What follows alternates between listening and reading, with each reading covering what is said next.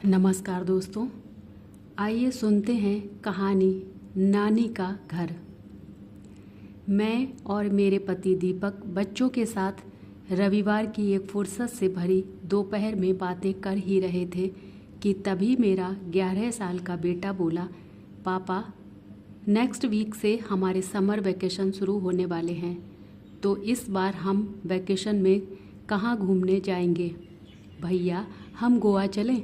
मेरी 8 साल की बेटी ने गोवा का नाम लिया तो दीपक बोले, वाह क्या जगह बताई है, क्यों सीमा चलें गोवा? पति दीपक के इस प्लान पर मैं विचार करने लगी। तभी मेरा बेटा बोला, माँ पापा आप लोग गर्मी की छुट्टियों में क्या करते थे?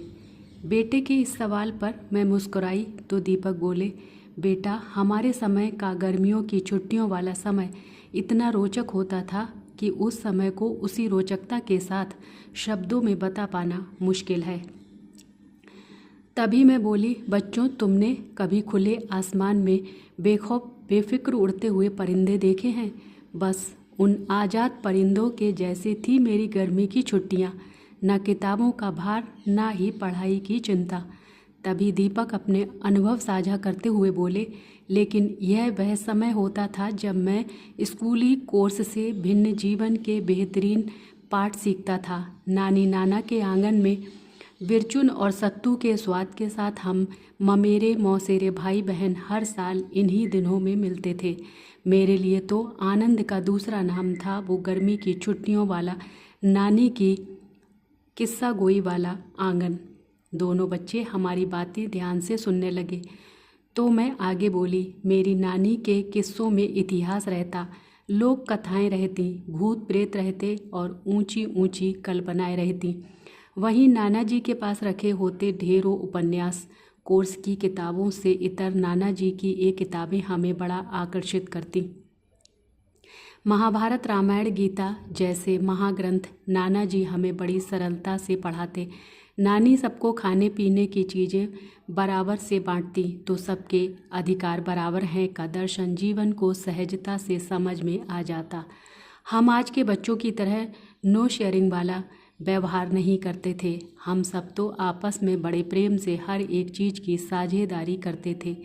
गर्मियों के अवकाश साथ गुजारने से हम सबके बीच के संबंध और मजबूत हो जाते। मैं यह बताती हुई गहरी सोच में चली गई तो दीपक बोले, तुम आजकल के बच्चों क्या जानो उन दिनों के आनंद को।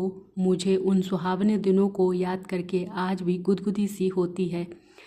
रात तारों को देखते हुए छत पर सोना, कल्पनाओं से भी परे मनगढ़ंत बातें करना, आधी रात तक भूत प्रेत के किस्से सुनना सुनाना और फिर डर के मारे दुबक कर नानी का पल्लू पकड़कर सो जाना।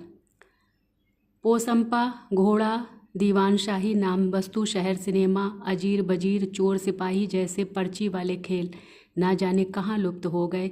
वो खेल, वो दिन, स्मृतियों के कोश में उन दिनों के इतने किस्से हैं कि कहते कहते शब्द कम पड़ जाएं।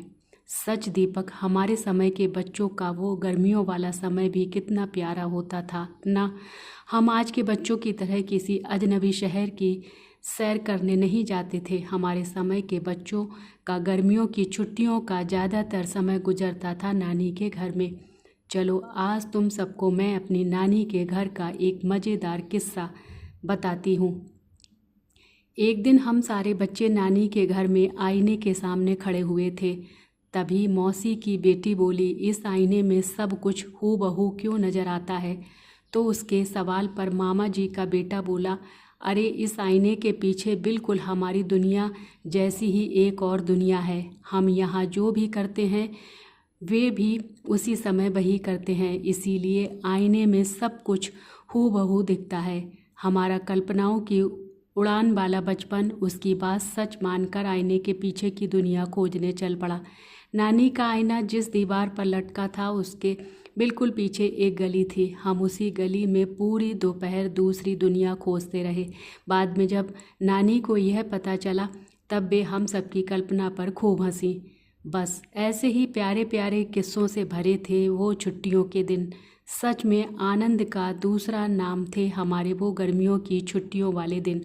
वाह माँ, कितना मज़ा आता होगा आपको। पापा अब आप भी ऐसा ही अपनी भी नानी के घर का कोई किस्सा सुनाओ ना। बेटी ने दीपक से जिद की तो दीपक बोले, एक किस्सा हो तो सुनाऊं। मेरी नानी के घर के तो और भी मज़ेदार और ढेर सारे किस्से हैं, पर बेटा पहले गोवा जाने के लिए टिकट कर लूं, वरना सीट नहीं मिलेगी, समझे। अपने पापा की इस बात पर दोनों बच्चे बोले, पापा क्यों ना इस बार की गर्मी की छुट्टियों में हम अपनी नानी के घर जाएं। बच्चों की इस बात पर दीपक ने उनकी तरफ प्यार से देखते हुए कहा, इससे बेहतर और क्या होगा। तुम लोगों को भी अपने बचपन की यादों में नानी के घर के किस्से जोड़ने चाहिए।